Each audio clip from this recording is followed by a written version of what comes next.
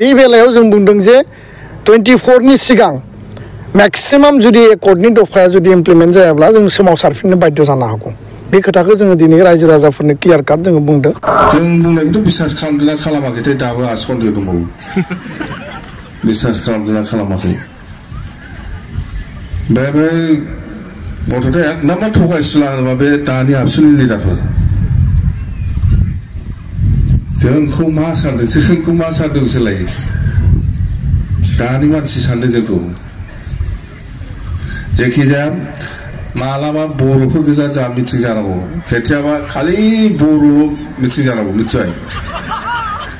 खेथियाबा आरोखि आदिबासी बा गोरखा बा मुस्लिम बा राजबंशी সকলক নালাগে মই থাকিম আৰু আমাৰ বড়ো বাস মিটিংটো তেতিয়া ঠিকছে ক'ব পাৰিম আৰু মই A to Z হতে আবসুলিটা বিলা আমার বড় গাঁৱত যাই পেলাই বিরাট বিয়াকে বড় ভাষাটি কই পেলাই আহে এতিয়াতো মই ক'ব নোৱাৰি না ইয়াত অকল বড় থাকিলেহে মই কিছুমান ময়ো বড় ভাষাটি কিছুমান ক'ব পাৰিলে হয় তো সেইটো কাৰণে আমাৰ জাল্লা দিগদাৰ 15 बोसोराव हाग्रामा महिलारिया जि बाथ्रा बुंदों बे बाथ्राखौनो दिनैसिमबो बुंदों दानि गोहो खुंथायाव थानाय प्रमद बर'नि गोदान हायार खोनाफेरै राव नुफेरै मानसिफोरखौ नुदों बुंनो हागोन हाया जयन्त बसुमतारिया आं प्रमद बर'नि खोनासङा प्रमद बर'नि बुंनाय खोथाखौ आं खोनासङा दिल्ली सरकारनि खाथियाव आङो गेदेरमा रायजो राजाफोरनि खोथाखौ लानानै आङो बुंगोन लिरनानै होनो हागोन हाया जयन्त बसुमतारिया लिरना होनो हागोन हाया बिटिआरर 35 लाख पपुलेशनर भितरत मयो एजन खोनाबाय प्रमद बर'नि बुंनाय रावखौ जोबोद गोदै 35 लाखनि गेजेराव सासे थगायसुला प्रमद बर'आ इलेक्शन सफैलायबाय नुफेरै खोनाफेरै रावफोरखौ खोनासिगोन सोरनिबा न'आव थांनानै माबा मोनसे जानो हैगोन सोरखौबा आथिं हमगोन सोरखौबा गोदै आदा फंबाय सोरखौबा आयं बिदिनो अनेक सोमोन्दो लानानै नुफेरै खोनाफेरै रावफोरखौ खोनासिगोन नङा होमबा रायजोफोर যেতিয়া এমএ পাস কৰিলো মোৰ সন্মুখত বহুত চাকৰি আছিল চাকৰি পাইছো মই অন দ্য কেম্পাছ য'ত পঢ়ি আছিলো মই যোনটো ইউনিভাৰ্চিটি তিনিটা চাকৰি পাইছো মই 2021 চনত মই এমএলএ খেলিম বুলি ভাবিলো এমএলএ টিকেট বিচাৰিলো এমএলএ টিকেট নাপালো মই প্ৰমদ বড়ো ডাঙৰীয়া কেৱল কথা কোৱা ব্যক্তি নহয় তেখেতে এজন কাম কৰি পেলাই দেখুৱা এজন ব্যক্তি অঞ্চলৰ পৰা কিমান মানে এপিএসসি পাস কৰিব আমি কেতিয়াও ভাবা নাছিল ইটো কেনেকৈ হ'ল खोनाबाय राजु नार्जारिनि बुंनाय रावखौ जेरैबो खाफाल गाज्रि एमएलए टिकेटखौबो मोनासै एमपि टिकेटखौ मोनासै जोबोद राजु नार्जारिनि थाखाय खाफाल मोनदा दिनैनि समाव जयन्त बसुमतारिया हागोन हाया आं प्रमद बर'नि खोथा खोनासङा गेदेरमा रायजो राजानि बिटिसि बिटिआरनि बायरानि बर'फोरनि खोथाखौसो आं खोनासंनानै दिल्लीयाव आं बुंगोन लिरनानै होनो हागोन हाया आं प्रमद बर'नि आं खोथा खोनासङा गेदेरमा रायजो राजाफोरनि खोथा गुबुन जनजातिफोरनि खोथाखौसो आङो दिल्लीयाव आं बुंगोन हागोन हाया दिनैनि समाव गेदेरमा रायजो राजाफ्रा मोजाङै मोनथिनाया मोजां जाय हाग्रामा महिलारिया 15 बोसोराव सोरबा एमएलए सोरबा मिनिस्टारखौ गावनि गोहो खुंथायाव थानानै दिल्ली सरकारनि लांगोनायाव बाथ्रा बुंनो थाखाय अधिकार होदोंमोन गुवाहाटी सरकारनि लांगोनायाव बाथ्रा बुंनो अधिकार होदोंमोन बिटिसिनि बायरानि बर'फोरनि थाखाय सोरबा एमएलए सोरबा मिनिस्टारखौ दिल्ली गुवाहाटी बाथ्रा बुंनो होदोंमोन जों बेखौ नुदों दिनैनि समाव प्रमद बर'आ सोरनाव सोंनानै खामानि मावो हेमन्तनाव सोङा हसिया जेबो खामानि मावनो हाया आरो जायफोर प्रमद बर'नि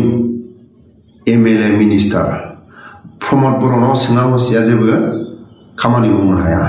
दिल्लीयाव जेबो बाथ्रा बुंनो हाया गुवाहाटीयाव जेबो बाथ्रा बुंनो हाया सोंग्रोनांगोन सोरबा इउजि सोरबा रोंगोरा सोरबा दानि गोहो खुंथायाव थानाय गोविन्द बसुमतारी सोरबा एमएलएफ्रा प्रमद बर'नाव